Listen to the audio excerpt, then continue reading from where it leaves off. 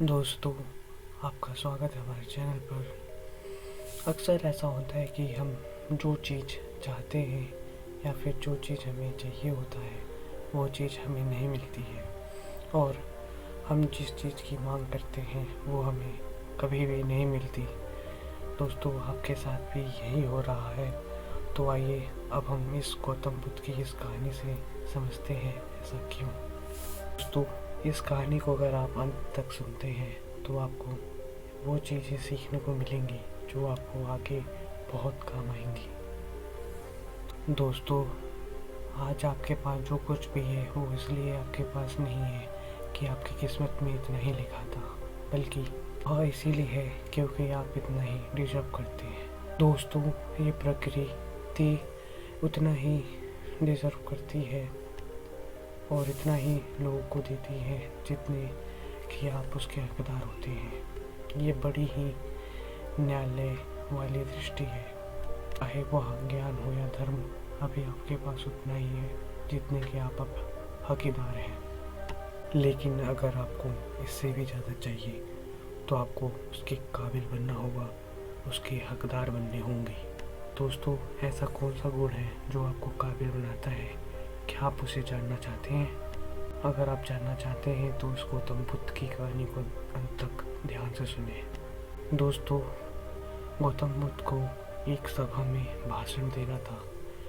दोस्तों, जैसे ही भाषण देने का समय हुआ, गौतम बुद्ध उस सभा में पहुंचते ही वहाँ पर देखे बहुत सारे लोग आए हुए थे, लेकिन वह वहाँ पर भी कुछ नहीं बोले और वापस चले गए।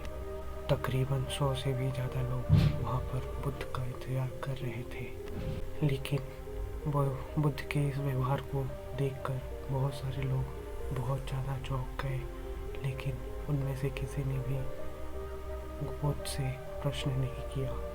दोस्तों, दूसरे दिन सभा का आयोजन हुआ और दूसरे दिन लोगों की संख्या तकरीबन आधी घट गई। तकरीबन आज सभा में 80 लोग बैठे हुए थे। बुद्ध आज सभा में आए और फिर बिना कुछ बोले ही चले गए वापस। लोग दोबारा चौंके, लेकिन किसी ने भी बुद्ध से कुछ प्रश्न नहीं किया। अगली बार सभा का आयोजन फिर से किया गया। तकरीबन इस बार लोगों की संख्या और घट गई। तकरीबन 50 लोग सभा में आए थे। फिर बुद्ध आए और सभा में देखा, इधर उधर देखा और बिना कुछ बोले ही वापस चले गए। उसके बाद भी कुछ लोग क्रोधित हुए और वहाँ अपना काम छोड़ कर आए हुए थे, लेकिन किसी ने भी बुद्ध से कोई प्रश्न नहीं किया। अगले दिन सभा का आयोजन फिर से हुआ। दोस्तों, अगर आप इस कहानी को सुन रहे हैं तो आपको भी अजीब लग रहा होगा कि गौतम बुद्ध बार बार ऐसा क्यों कर रहे हैं। अगले दिन सभा का फिर से आयोजन शुरू हुआ, लेकिन इस दिन तो संख्या काफ़ी ज़्यादा घट गई थी और केवल सभा में 30 लोग ही थे। फिर उसके बाद बुद्ध सभा में आए और मुस्कुराए। उसके बाद फिर उन्होंने वही किया, वह बिना कुछ बोले ही वहाँ से चले गए। इस बार भी कुछ लोग बहुत क्रोधित हुए और पीछे से उन्होंने बड़बड़ाया भी और वह चले गए। बुद्ध ने उनके किसी भी प्रश्न का उत्तर नहीं दिया। दोस्तों, अगले दिन फिर से समारोह आयोजन का आरंभ हुआ और उस दिन जनसंख्या में बहुत ज़्यादा ही घटोतरी थी, जिसमें लोगों की संख्या केवल 15 थी।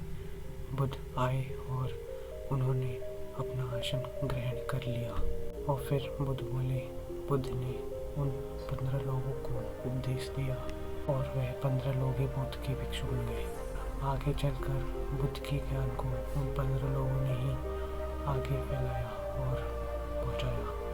फिर बुद्ध से किसी आदमी ने पूछा कि बुद्ध, आप बहुत दिनों से सभा में आकर बिना बोले ही क्यों चले जाते थे? मैं उन लोगों को खोज रहा था जो मेरे लायक थे। पहले दिन 100 से भी ज़्यादा लोग आए हुए थे, जिसमें से कुछ लोग सिर्फ आए हुए थे। उन्हें मेरे उपदेश से कोई भी मतलब नहीं था। वे बस आ गए थे। उसमें से ज़्यादातर लोग देखने और सुनने आए हुए थे कि संयोजन कैसा लगता है, सभा में क्या होता है। वे मेरे काम के लोग नहीं थे। लोग मेरे ज्ञान को और लोगों तक नहीं पहुंचा सकते थे। मुझे तो उन लोगों की खोज थी जो मेरे ज्ञान को जन जन लोग तक पहुंचा सके। मैं बार बार सभा में बिना बोले इसलिए चला जाता था क्योंकि मुझे देखना था कि किन लोगों के अंदर वास्तव में प्यास थी। वास्तव में जिन लोगों के अंतर में प्यास थी वह अंत तक रुके, और जो लोग ऐसे ही आए हुए थे वो पहले दिन या दूसरे दिन ही चले गए। जिनके अंदर धैर्य था उन्हें मुक्ति मिला, और जो धैर्य नहीं थे वह घर में बैठे हुए हैं। सवाल ये नहीं है कि मैं तुम्हें क्या दे सकता हूँ, बल्कि सवाल ये है कि तुम क्या ले सकते हो। तुम्हारा पात्र कितना बड़ा है और कितने के तुम हकदार हो, और जितने के हकदार हो उससे तुम्हें ज़्यादा नहीं मिलेगा। फिर वह व्यक्ति खुद से पूछता है कि बुद्ध लायक कैसे बने। फिर वह बोलते हैं कि जिस व्यक्ति के अंदर धैर्य है वह धैर्य के दम पर कुछ भी पा सकता है। सभा में जितने लोग आए हुए थे वो अंत तक वही रुके जिसके अंदर धैर्य था।